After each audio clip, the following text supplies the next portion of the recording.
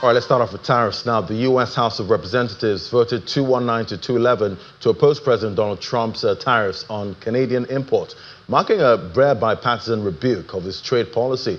6 House Republicans joined nearly all Democrats in backing the measure, reflecting growing concern that the levies have hurt U.S. consumers and businesses alike. The resolution now moves to the Senate, but is likely to face a presidential veto, making real repeal unlikely without a two-thirds majority. And U.S. President Donald Trump signed an executive order directing the Pentagon to purchase electricity from coal-fired power plants in a bid to support the struggling coal industry and boost domestic energy production. The plan also includes about $175 million in Energy Department funding to upgrade 6 coal plants across Kentucky, North Carolina, Ohio, Virginia, and West Virginia. The move is part of broad efforts by the administration to keep coal plants operating and roll back environmental regulations, even as critics warn it could raise power costs and hinder the transition to cleaner energy. Then the U.S. and Japan are finalizing the first projects under a $550 billion fund to boost energy, semiconductors, and other strategic industries.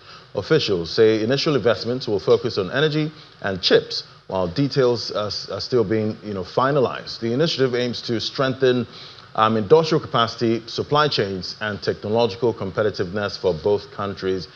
China, bans below-cost car sales, with China there, banning selling new cars below cost to end a prolonged price war and protect dealers and suppliers. The move targets steeper discounts, especially in the EV market, that have hurt profits and drawn regulatory attention. Officials hope the rules will bring fairer pricing and support long-term growth in the world's largest car market right there. Then EU leaders are set to debate on a controversial Buy European proposal at a summit in Belgium, with some countries backing new rules to favor European companies and others warning it could harm competitiveness. France supports measures to prioritize EU-made goods, while leaders from Sweden and others oppose protectionist steps that might hinder trade and innovation. The discussions reflect broader divisions over how to revive Europe's economy and global competition and geopolitical pressure. Meanwhile, UK Chancellor Rachel Reeves urged the EU not to create new trade barriers, saying open markets benefit both sides. Her warning comes as the EU debates industrial policies that could favor domestic products and affect the UK-EU trade. Reeves stressed that maintaining close economic ties with Europe remains a key UK priority.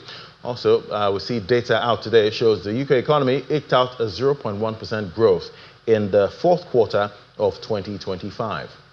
We see German industrial giant Siemens raised its profit outlook after stronger demand for factory automation and electrification products helped offset pressure from foreign exchange headwinds, according to the company.